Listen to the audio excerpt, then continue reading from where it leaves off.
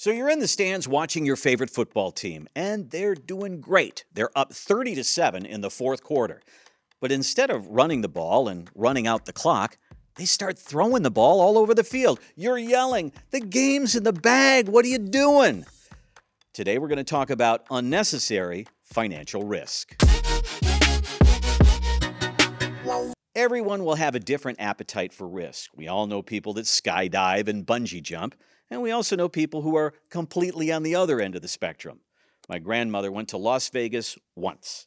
She hit a nickel slot for $30. She took her winnings, put them in her purse, went to her room, and didn't leave the rest of the trip. She was not a risk taker. If the number one fear of people is running out of money, there's going to be a conversation in retirement about dialing back risk. One of my advisors says, if you're going down the road and saw a sign that said dangerous curves ahead, what would you do? You'd slow down. You'd start applying the brakes. Shouldn't you do the same thing in retirement with your money? Another says, why are you driving 95 miles an hour to the grocery store? The ice cream and the double-stuffed Oreos will be there if you go 35. Talking about groceries relates to everybody. That same advisor says it's kind of like having an angel on one shoulder and a devil on the other. The devil's appealing to your sense of greed, saying, let's go, there's easy money to be made out there. While the angel is saying, we've never done this our whole life. Why would we do it now? Here's another favorite. If you had $1 million and the market went up 30%, you'd have $1.3 million. Would that really change your life? Probably not. But if it went down 30% to $700,000, would that change your life? Very likely. You'd start making decisions on what to cut. I've had more than one advisor say, people don't run out of money, but when things get tough, they make concessions.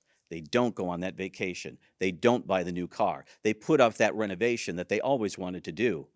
And that's not what you want in retirement. Patrick Kelly tells the story of Judy in his book, Stress-Free Retirement. Judy's a 70-year-old who's pretty smart with her money. And as a new client, she gave her advisor $300,000 to start, kind of like a test. The markets were kind, and that advisor made a 17% return on her money, and he was really excited for that first meeting. When Judy came in, he said, I have great news. I grew your account by 17%. Judy said, that's nice. He said, maybe you didn't hear me right. I didn't say 7%. I said 17%. And Judy was still not impressed.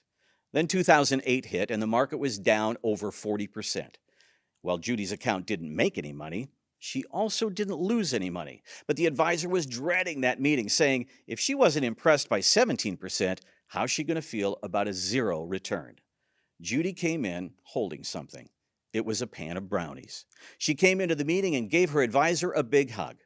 The idea of not losing was more valuable to her than the idea of gains. There are a lot of people that you talk to that I bet are wired the same way. Our Impact YouTube channel regularly provides you ideas on how to help and make your practice succeed. Check out House Rules, Ready, Set, Grow, and a lot more. If you like and subscribe, you'll be alerted when all the new videos come out. Thanks for watching.